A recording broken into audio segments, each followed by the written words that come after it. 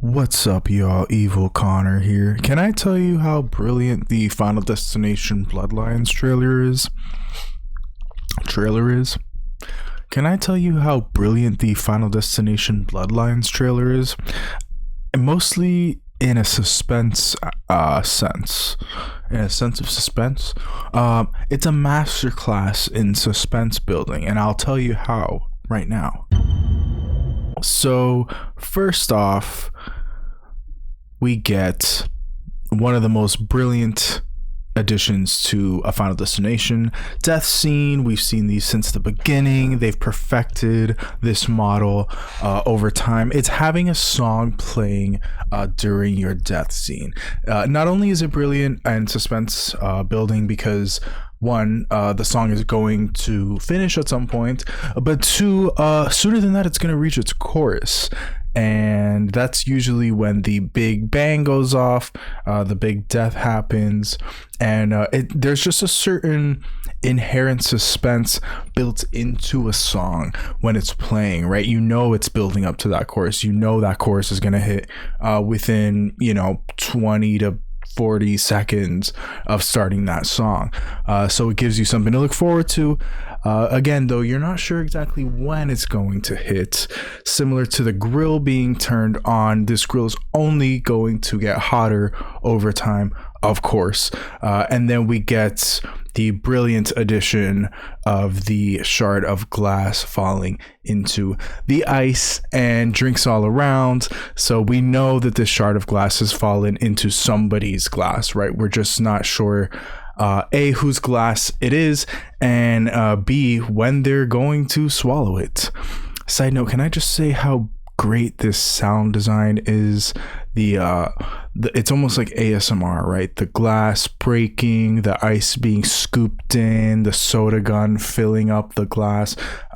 Every best Final Destination scene has great sound production, right? We want to hear the of the roller coaster hydraulic thing flipping around, right? We want to hear the engine chopping up the back of the guy's head at the drive-through. These are the things that make a Final Destination movie so immersive, right? Not just the visuals, the horrifyingly gory visuals, but the sound all around you, hitting you in every direction. It's like, oh God, oh no, I'm in this car, right? I'm at this barbecue about to drink this shard of glass. And we know, again, like I said, someone's going to drink this shard of glass, someone's going to swallow it. Pause. We just not sure who it is, and it's not only adds suspense building, but now we have a mystery aspect, right? It's almost like the who's next kind of thing. Before you know the order in a Final Destination film, we know someone will drink this shard of glass, but at least in the trailer, the audience has no idea who it is. It's such brilliant mystery and suspense building. It's honestly, it's more attention to detail than we're used to getting, I feel like, in horror films at this moment, unfortunately. And then, of course, we get the cheers moment, only adding a weird, like, bittersweet, it's cheery happiness to something. It almost is ominous, right? It's so juxtaposed to what we're about to witness, what we know is about to happen, that someone's just going to be brutally ripped apart in front of their entire family, right? And then the brilliant, of course, Jenga tower.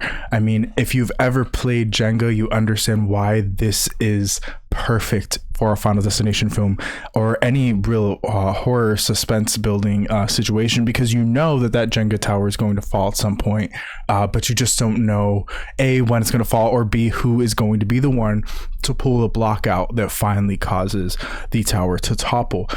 And then there's always the added fear with giant Jenga. If you've ever played this at many, breweries, or I used to work in a brewery, and I remember walking around with a tray of beers or empty glasses by that huge Jenga tower and just being terrified that it was going to fall over onto me, because every time it fell and hit that concrete floor, it was so loud and everybody backed out of the way.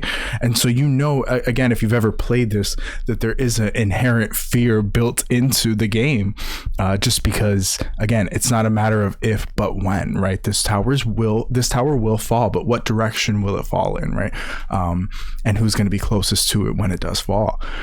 I love this girl looking around, like me walking through the real world, like after the pandemic, just or me growing up as a child with Final Destination films like built into my subconscious. Then we get the beer on the edge of the table, on the edge of the counter. Again, of course, we know it will fall, but we don't know when it will fall. We don't know what it's going to do when it does fall, right? Another beautiful shot of this shard of glass just floating ever so mysteriously, blending in at the top of this glass of ice and ice water. It's so great. And then Charlie presumably is about to swallow it, and you're like, oh shit, gets stopped by the kid on the trampoline, which has just another aspect of suspense, which this one is particularly brilliant because he's jumping up and down. So every time he's in the air, you're kind of like, you're like, oh, okay. But once he goes down, you know, ooh, he's going to land on that can and it's going to rip his foot open. He's going to land on that rake and it's going to go, you know, through the top of his foot. You know, something's going to happen at some point when this kid bounces down. You're just not sure, or lands on the trampoline. You're just not sure which one it's going to be and when it will happen. So now we're juggling like 5 or 6 different different models, different modes of suspense all going on at the same time. It is pretty impressive, I have to say. It is, like I said, a level of attention to detail that we're just not used to seeing in horror filmmaking right now, or filmmaking in general. And so I do have an appreciation for the amount of work that went into this, and just the editing that went into the trailer. I mean, they really cut it together to go along with the song so beautifully, so perfectly. It's almost like a musical or a music video or something. You know, the song is so inherent in the suspense building, and the O's, you know, right now we're about to get to the segment where every time an O hits, the O, you know, so we get a shot of one of these timers going off, right? Of course, all of our 5 or 6 timers go off simultaneously. Now, it's not like one, you know, the kid rips through the trampoline and the Jenga tower falls 5 minutes later. No, of course, the grill's gonna light up, the glass is gonna fall out, you know, the shard of glass is gonna fall out of the glass, or you know, be swallowed by somebody. The Jenga tower is gonna fall over, the kid's gonna rip through the trampoline. These are all gonna happen at the same time, which is just a perfect way to build suspense and horror. Because we're not expecting the finale, right? We don't know what's going to happen with any of these items, but we just know that there's danger on the horizon because of the nature of the film. And so once this beer bottle does finally hit this, I think it's a hose or like a power what do you call it, power hose thing to clean a sidewalk, but it's filling up automatically, so we don't know what that's going to do. But we get a new shot of a bunch of different kind of rakes and shovels and horrible things all teetering and tottering. We don't know what those are going to do, or which one's going to fall over in which direction, but we know it's going to do something. Right now we're getting quicker shots of 2 kids on the trampoline.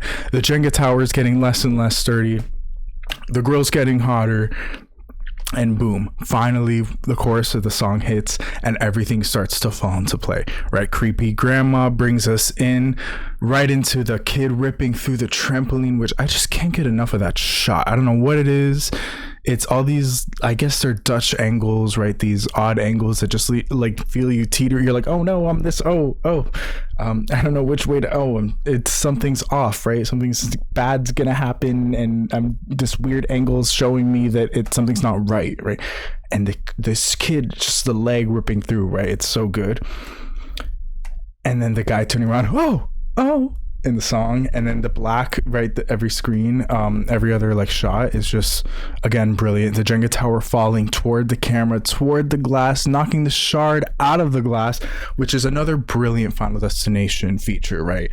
Is doing something that we weren't expecting it to do. I don't know, first thing that comes to mind is like the spaghetti out of the guy's window. In the second one, when he throws it out, you're not really expecting to see it again, but that's not really such a good example because he does slip on it, but it's almost like, yeah, or the the fire in his apartment. You know, you think that the fire is going to kill him, but the fire is really just a device to get him out of the apartment and down onto the sidewalk so that he can be impaled by the escape ladder, right? So that's similar. That's the first thing that comes to mind, but that's similar to this shard of glass where we were sure that someone was going to swallow this thing, and it was so painful. It really, you're like feeling it in your throat. But then, of course, it lands on the ground for somebody to step into. This little shard of glass made quite a journey all the way from that bar into the glass over to now the trampoline area, it seems like, because we get the seemingly patriarch of the family walking around barefoot in what I think is his backyard, that he probably feels very proud of and safe in, and then he steps right onto that shard, and we get that last "oh" of the chorus, and then we get his scream, that "oh," and it's just hilarious and terrifying at the same time.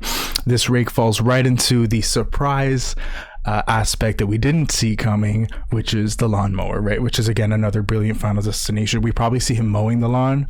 I would imagine it's almost like the nail gun in Final Destination 3, right? We see him shooting the birds, but then he puts down the nail gun, and then the rest of the scene focuses on all other kinds of things. The falling hammers, the whatever that thing is that moves product that he's driving around, chains, nails, a wood chipper, or like a wood saw thing, but then, and you would fence posts falling from the ceiling, from the top of shelves, but of course it's the nail gun that ultimately does it. So I'm imagining that he probably is mowing the lawn early on at some point in this scene or in this film, and that we see this lawnmower a little bit sooner. But of course, in this situation, we have 7 other things happening that we've already forgotten about it, but it's there, it's in our consciousness. So once this rake finally does fall and hit the on button, and this poor old man's falling down, and the lawnmower is landing on his face, it just all comes together in a brilliant, almost like a bow cherry on top. And then of course we get our girl, who I just love being her expressions are just hilarious. Her disappointment at the brother, disgust at the brother breaking the glass, and then now her just pure horror, and the scream goes on so long, it's blood curdling, just of horror and disgust. She really is the star of this trailer. Our main girl looks really cool and relatable and like a great actress, but this girl's just hilarious, and of course she has the lucky number 7 on her shirt. And that is the opening segment of the Final Destination Bloodlines trailer. That is how it is a masterclass in suspense building. I'll go through the little bit of seemingly opening disaster that we get here, which is brilliant that it's a past, of course, situation, right? We've never had a period Final Destination piece. The tall tower, of course, the dancing on the glass. We know at some point this glass will break, but we're not sure when it will break, what's going to cause it to break, and what's going to happen once it does break, right? Like, obviously these people are going to fall through, but does that end there? Something causes something to explode. I'm sure we're getting lots of shots of kitchen gases and all kinds of horrifying, terrible, death causing things, because this girl looks just purely horrified and terrified of what's about to transpire. And she does it. She seemingly saves everybody, and now we get brought into the plot of our film, into the current day Final Destination franchise, the birth of death, if you will.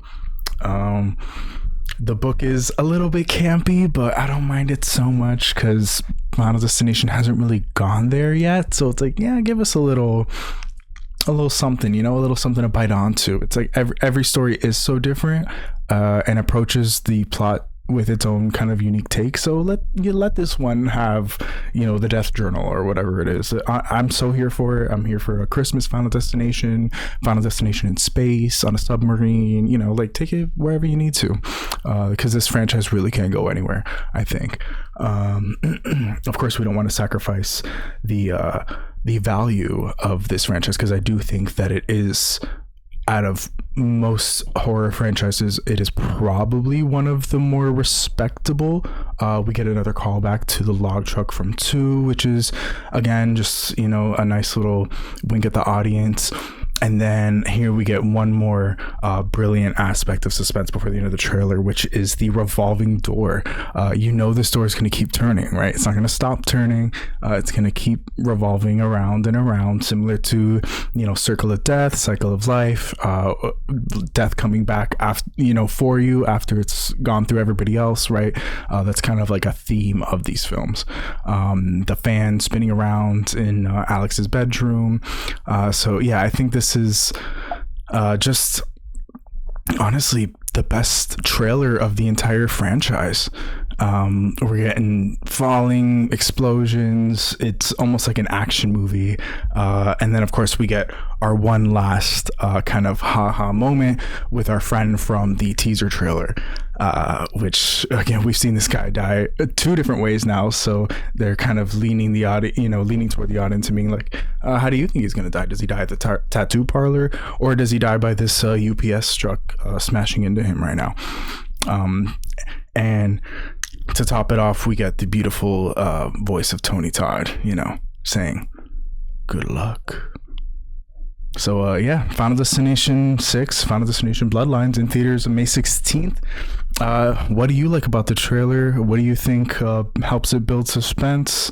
Write your comments down below. I would love to hear your thoughts. Again, this is Evil Connor. Everybody be safe out there.